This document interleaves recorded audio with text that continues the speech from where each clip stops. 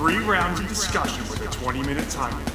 Introducing first from a Zoom call in Columbia, South Carolina, Matthew, aka the Unbreakable Spirit.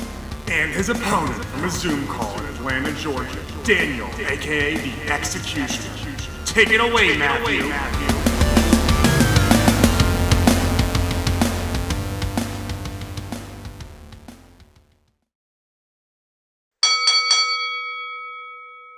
Thank you, Jesse, for that wonderful introduction.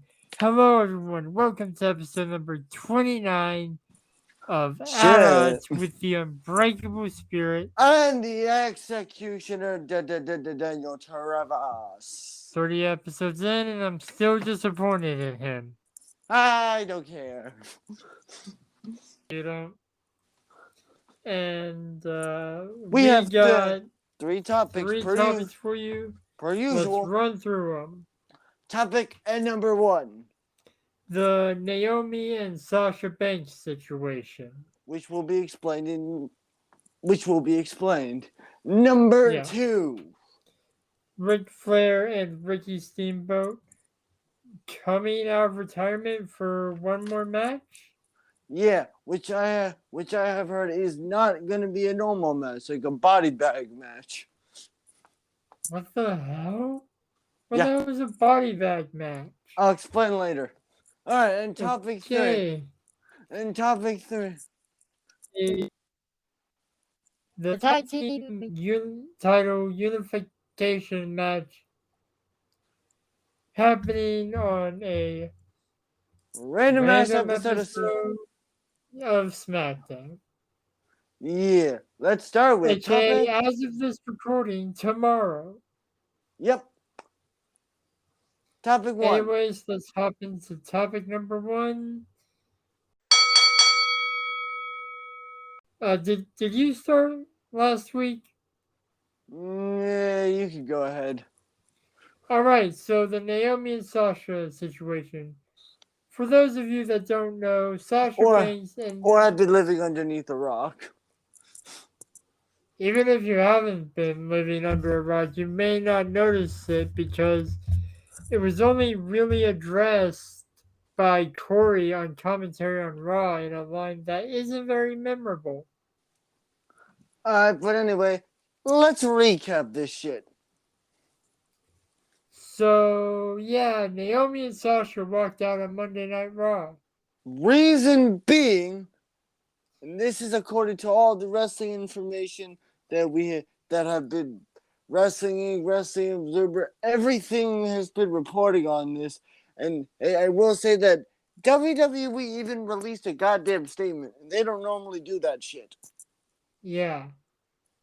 But according to Sasha and Naomi, they felt they weren't being respected as champion. But because this is what I have heard. I have heard that Naomi was supposed to win said six-pack challenge, go on to face Bianca, and then lose to Bianca. Yeah, me downside of things. Sasha to start a program with Rowdy Ronda Rousey.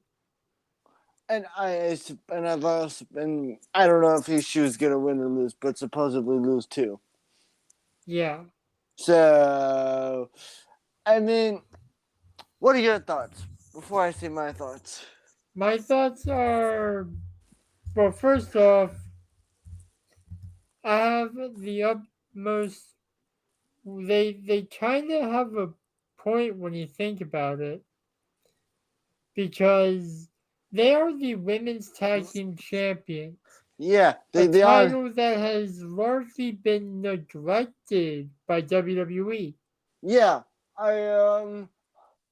my take on this is, now if they were going to go to the pay-per-view and win the titles, be a different story.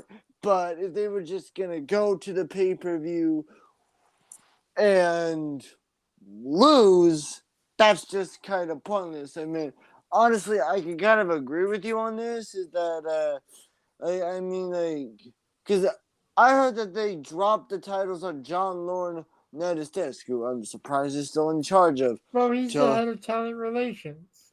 yeah, but I mean, because if you think about it, and I haven't really said this at all on the podcast, so this is the first take, but I honestly believe that the women's tag team titles, which have only been around since 2018, yeah, they've been around for that long, haven't really. It's been as treated poorly as WWE treats their tag team division. Yeah. And honestly, like, anyone who holds the women's tag team titles, I feel like they have the Brock Lesnar run when he wouldn't show up on shows and just show up to defend the championship. Yeah, because honestly, sometimes there would be points where you're just watching a Monday Night Raw, like, oh yeah, I completely forgot about said team being the women's tag team champions. I'm not joking about this. Sometimes when the executioner watches Raw or SmackDown Or and he sees someone we haven't seen in a while, he's like, "Hey, I forgot you were employed." I mean, it's true because sometimes said person will be off TV for like 2 months, and you're like WWE won't even mention your. But Won't by the even way, mention your name. I just want to throw this off. The reason we're not covering the prediction results is you can find them on our Twitter. And later today, the executioner will be doing his punishment. Yeah, which I'm gonna say, which is the very horrible Injustice animated movie. Yes. But I just thought we'd get that out of the way. So if you want to know the results of that, go to our Twitter. At AT_pod on Twitter, and you'll find the results. And yeah. Follow while you're at it. We only have 3 followers. Yeah, please. But anyway, let's. What are your I mean, like? Do you think honestly Sasha Banks and Naomi did the right thing, or like really? What do you think? Or do you think because from what I have heard, this is something I've actually heard that Naomi doesn't have a lot of backstage heat because of her relation to Roman, but Sasha Banks has a lot of backstage heat. Yeah, I can actually kind of understand why. But I mean, I don't want to say that. Did you set the timer, by the way? Fuck. So my iPad isn't. It's not allowing. I don't think that these 2 apps allow like split screen, which is weird because it used to. Okay, but anyways, continue with what you were saying. Yeah. I don't want to say that I don't understand where my celebrity twin is coming from. For those who don't know, I was born on the same day as Sasha Banks. Yeah, whoop you do. Anyway. But with the character that Sasha has, I kind of feel like she is more open to having backstage heat than Naomi is. I mean, because Naomi married into the Anoa'i family.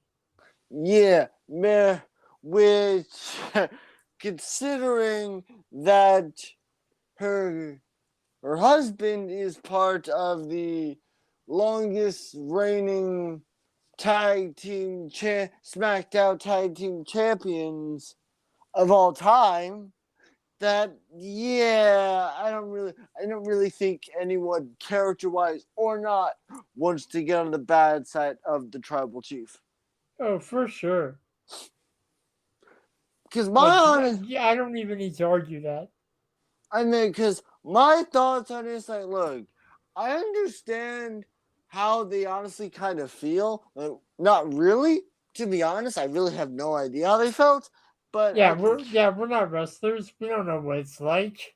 but I will say I can I can understand from a personal aspect, like, hey, if I was a part of a tag team champions and they wanted me to go compete for like the Intercontinental title or something and completely forget about my tag team title run, and they wanted me to go to said pay-per-view and lose, I would be kind of like, why? Yeah, it's really random when you think Uh, about it. Like, and also not to mention that it would be two baby faces fighting for the women's championship. Yeah, which that's just not good storytelling. I mean, because okay, for those of you that don't know, it was originally supposed to be a 6-pack challenge. Yeah, Naomi was supposed to win. That was it. But then they changed it to a one-on-one match, and Asuka won. And well, they changed it because Naomi and Sasha walked out. yeah, but one. But Like I mean, that's why they always say on the little brochures you get when you attend they an don't give event, out. card subject to change. They don't give out brochures to wrestling events. That's only sports. Whatever. You know what I mean. Yeah, but because I will say is that I am kind of surprised that Asuka won, considering Asuka is a babyface. You think they would have given it to Becky to, I don't know, continue? I thought that they would have continued their program from WrestleMania or something. Who knows? Maybe Bianca's gonna turn heel soon. I mean, honestly, she kind of needs it. Yeah. She either needs that to become like the unofficial third member of the Street Profits. Yeah, that too. But yeah, those are my. I don't really got any more thoughts. My last thoughts on this. I'm just gonna wrap this up. So my honest thoughts are: I understand why they felt the way that they did. From kinda considering it's like, hey, if I were to go into a match, if I was told to go into a world title match, and I was a tag team champion, and the company that I was working for didn't even want to address that I was a tag team champion, I would feel pissed off too. Yeah, I get where they're coming from that aspect, but the fact that the I think part of the problem is WWE's release someone every few months tactic. Yeah, because consider, and then or you just randomly decide to break up a tag team for, okay, for admittedly sometimes no reason, sometimes the reason. Like with what Yeah, happened with Rhea Ripley, you broke it up, and it actually paid off. yeah. And sometimes they just do it because Reasons. they want to call someone up for NXT but don't have enough money to pay people. Yeah, I don't know. I yeah. was just saying a random example. All right, those are our thoughts. We'll be back with the next topic. We still got like 45 seconds anyway, so yeah. Oh, but okay, I'll get to you a little bit more on this. Is I will also say is that I honestly think that the tag team, that the women's tag team champions have been kind of treated poorly ever since their creation all those years Yeah, ago. yeah, they have. For sure. And I honestly believe that, I'm glad that WWE created those women tag team titles, but sometimes I just don't see the point. First, they had made a mid card title before tag team. Yeah, because honestly, this is something that I am going to agree with you, but honestly, truly, I honestly think that WWE needs they need a women's mid card championships because you have so many women going after the major title that you just sort of forget about them. Yeah, like they can't make a WWE Featherweight Championship or something. Just a thought. Yeah, think about that, WWE. I know you don't listen to this podcast, but still. But still. Anyways, the timer just went off. We're going to take a quick break before we hop into topic number 2. We'll be right back. Bye. Hello, everybody, and we are back with topic number 2, and that is Ric Flair and Ricky the Dragon Steamboat coming out of retirement for a match. I don't think I need to say this, but this isn't the first time, at least that I know of, that Ricky Steamboat has come out of retirement. This is the first time Ric Flair has come out of retirement, I think, in like a long time. I was talking about Ricky Steamboat, WrestleMania 25 versus Chris Jericho. Yeah, but my thoughts, that's great. Whatever. But anyway, my thoughts on this is, I have heard that there's even video online of Ric Flair training with Jay Lethal. There's actual video. Ooh, online. That's interesting. Yes. And Ric Flair himself has confirmed this, that he is coming out of retirement for I believe, like I said at the beginning of this episode, I have heard it was not a normal match because, no, it would just be terrible. I've heard that it possibly might be a body bag match. Now, what in the blue hell is a body bag match? What do you think the goal of a body bag match is? And then you get your answer. You mean it's obvious? Put your opponent in the body bag. I mean, that's what I've heard. I don't know. So it's basically like a casket match, but with a body bag. See. God, wrestling's weird. Oh, yeah. But Ric Flair coming out of retirement for one more match is, considering that dude's like 73 years old, is a bit surprising. I mean, hey. It's a bit worrisome, if anything. Yeah, but Ric Flair does what who the hell's going to stop Nature Boy? I mean, good point. What are your thoughts on this? He is legitimately the dirtiest. What are your thoughts on this? I'm a bit worried for Ric Flair's health. It seems like a bad idea, but at the same time, no one can stop Rick. No. Hell, I doubt even his daughter could stop him from doing this. Yeah. Even if Charlotte wanted to, she's like, yeah, no. And like the fact that Ric Flair is coming out of retirement the same year that Triple H retires? Yeah, that's a bit weird. Kind of funny. Yeah, but the thing is, I've also heard that it's happening after like some sort of the press event known as Starrcade, which is kind of ironic. At Starrcade? No, like no, the old WCW thing? No. that there's an event called Starrcade. It's like, where wrestlers go in and talk about stuff, but it's like the day after that, after Oh, SummerSlam. it's sort of like a wrestling Comic Con. Yeah, pretty much. But it's named after an old WCW pay-per-view.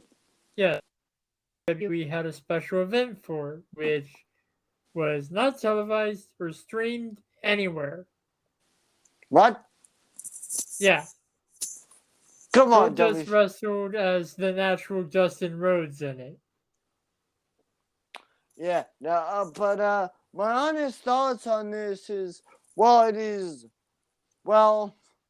that would be a once in a lifetime thing to see because it literally would be once in a lifetime. I'm just saying, it would. Yeah. But I'm a bit surprised that Ric Flair's coming out of retirement. I don't really know if Ric Flair. I doubt the match is going to be any good. Because their age it will restrict their movement. Woo! Yeah, because it was strict though. Movement. But yeah. Which is why I'm worried, like, they could get serious. Yeah, they could, but anyway. But also, we know that both these men are not frail. No. They're not like some bags of glass. They're not just like a door. They're not a window made out of glass. They're not just hit the floor and just shatter. They'll just be. Yeah. I mean, shit. If Ric Flair can train at the age of like, it looked like from what I've seen some of the videos, it looked like Ric Flair was like it sort of looked like a training match, like an exhibition match. Yeah, I can see. It would just be an exhibition. It wouldn't really. I don't see it really mattering or anything. It didn't really matter, but it was like shit. If Ric Flair could do a match, could do not really a match, like a training match with a modern superstar, that's like, I mean, like, damn. Nonetheless, someone who apparently was trained by the Samoan Submission Machine. If you've been watching, you know the storyline going on where Jay Lethal and his friend are trying to like end the career of Samoa Joe. Yeah, good luck with that, buddy. Yeah, not gonna happen, Jay. You gave me the black cheese. Put that boy down over here. Yeah, my Sorry, I thoughts know on that was a this little is, garbled. my thoughts on this is that this should be interesting. Yeah, and hopefully it's available on like YouTube or something because I don't know what promotion or what it's for. Yeah. But yeah, we'll be back with our final topic, which is more of a rant. I accidentally restarted the timer. How do I stop this shit? All right. All right. We'll be back with topic number 3. Yep, right after this. We're back for our final topic, which is probably going to go over the time limit. Who cares? The tag team unification match happening as of literally this recording tomorrow. Yeah. On Friday Night SmackDown. Now. Yeah. Thoughts. Just go ahead and say your thoughts. WWE did not do the winner take all thing, and it's just why? Like legitimately, why? Because okay, for those of you that have been living underneath the rug, this is because for those of you for that at least like what 2 years now?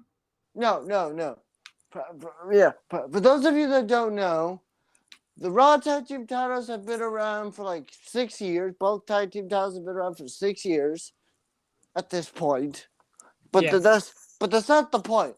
The point is that this match was supposed to happen at a WrestleMania Backlash, but then But the got Bloodline decided, nah, we want a 6-man tag team match. No, And guess what? It's not gonna be winner take all. No, that wasn't the case. It was. Well,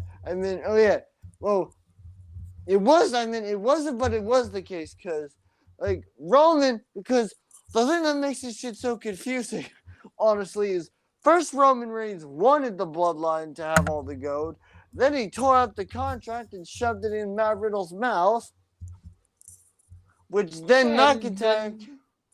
And then McIntyre came out, and suddenly, instead of a tag team match or a tag team unification match, we have a 6-man tag, which I'm gonna go into my notes really quick because I still have the prediction battle table.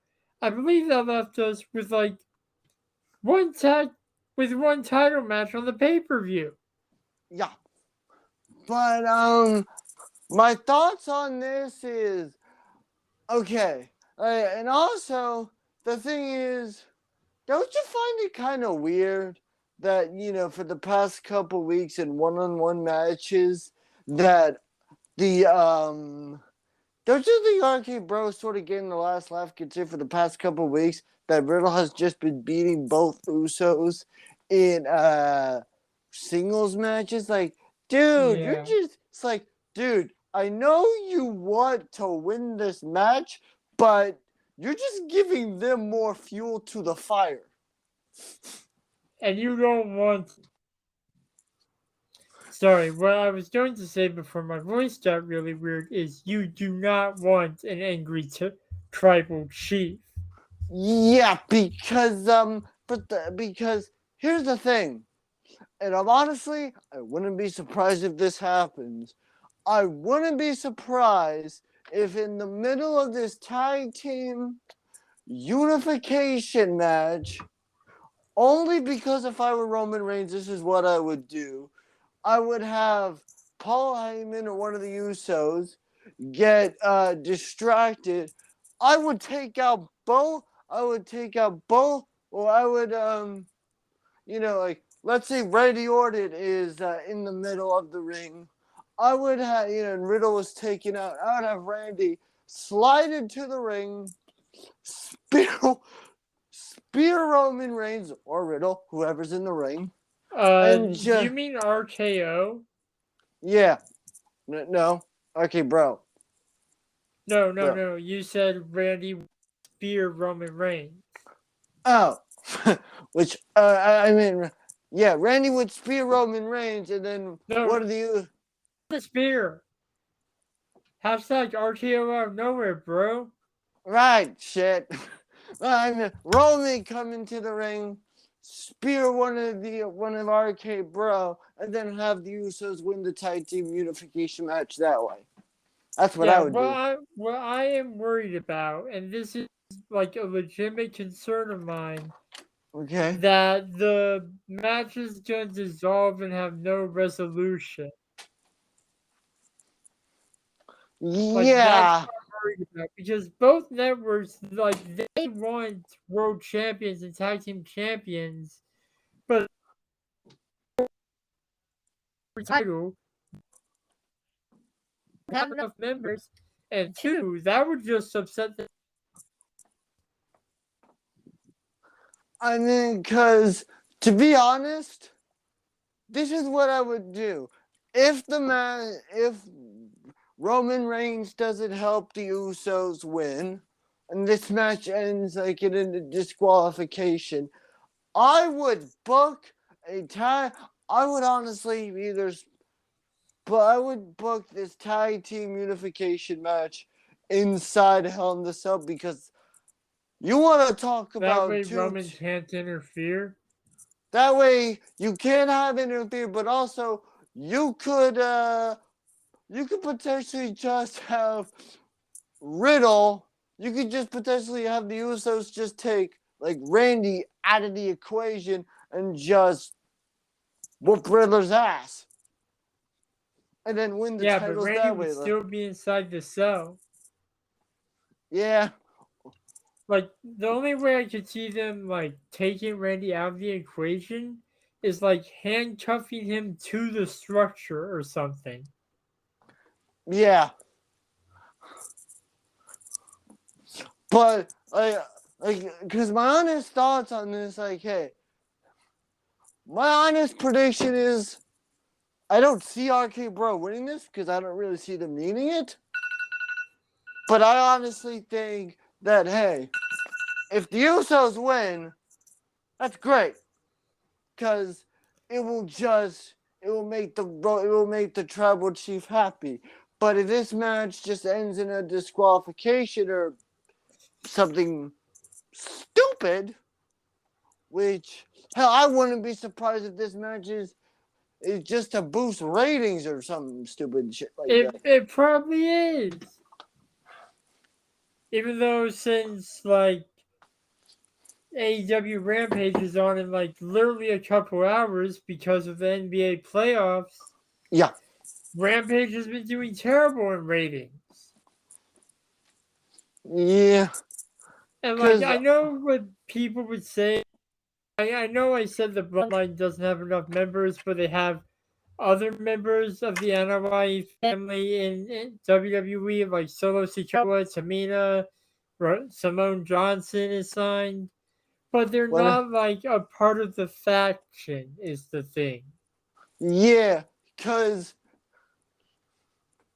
here's the thing, like, because I'm honestly surprised that WWE just doesn't have, like, because if they really wanted to push the agenda of the Bloodline having all the gold, have, like, I don't know, Braun Breaker, I don't know, like, Braun Breaker, like you want Roman Reigns to have all the gold, go to NXT and have him dominate. He would destroy the entire roster. Well, okay. And NXT is already doing terribly as is. Okay. I mean, maybe just have Roman Reigns just win the NXT title because Braun Breaker being NXT champion, I don't really. I mean, because from what I've seen, his reign has just been sort of, eh.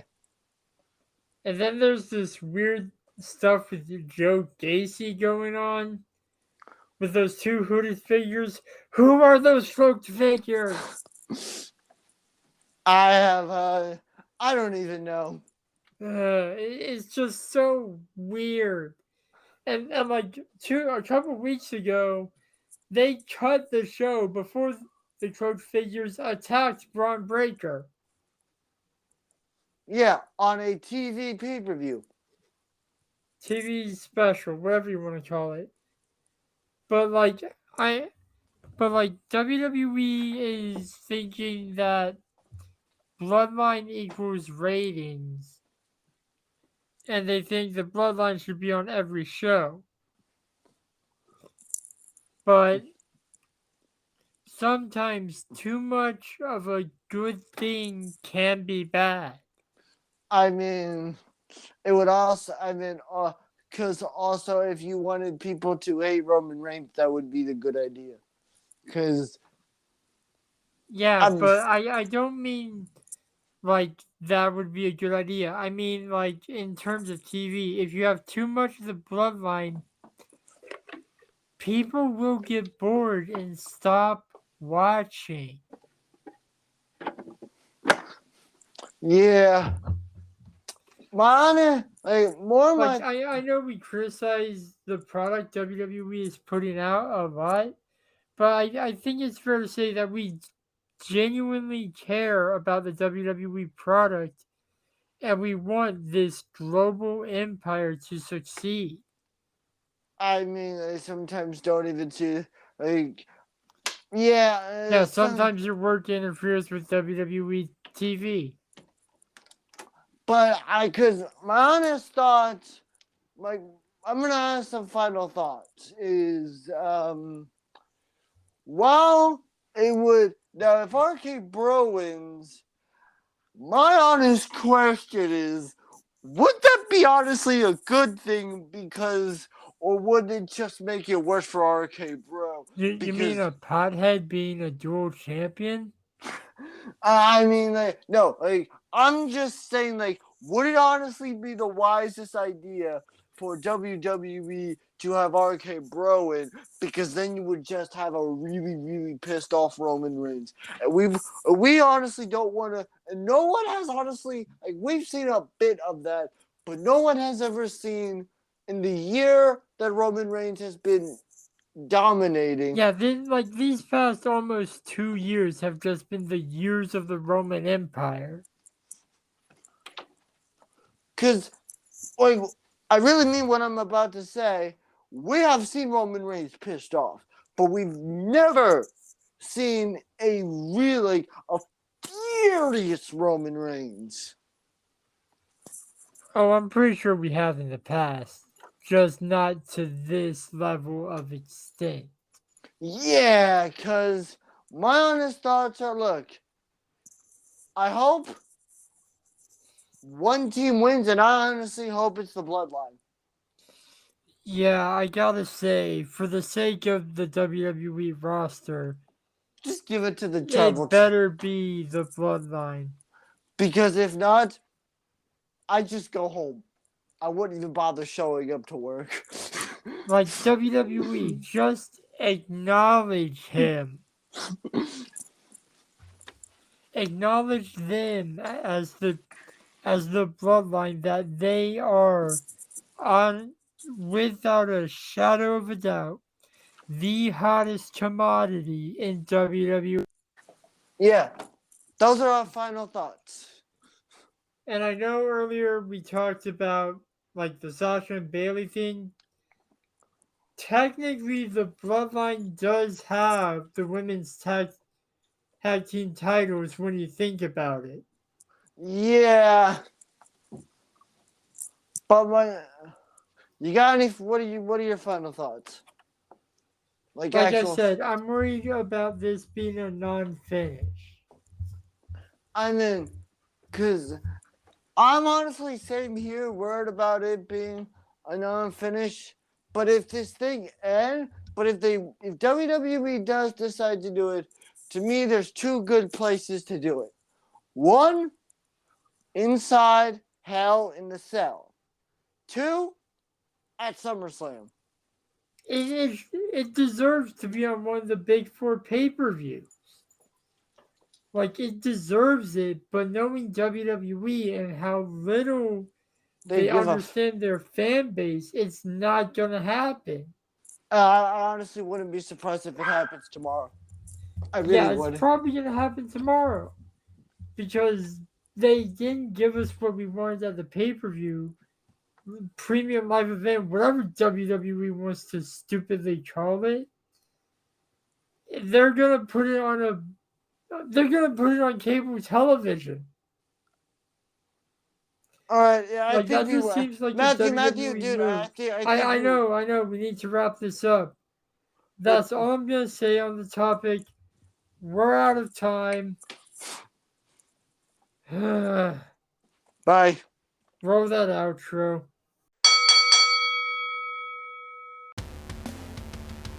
Thank you for listening to At Odds, hosted by the Unbreakable Spirit and the Executioner, edited by the Unbreakable Spirit. You can follow me on Twitter and Instagram at MTS_life_0126. You can follow me on Instagram at DanTravis121, and you can also follow me on the Twitter at DanTheExecutioner21.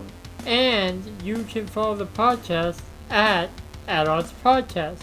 We'll be back next week with more debates and discussions. But until then, the Executioner and the Unbreakable Spirit will still be at odds. Thank you, losers.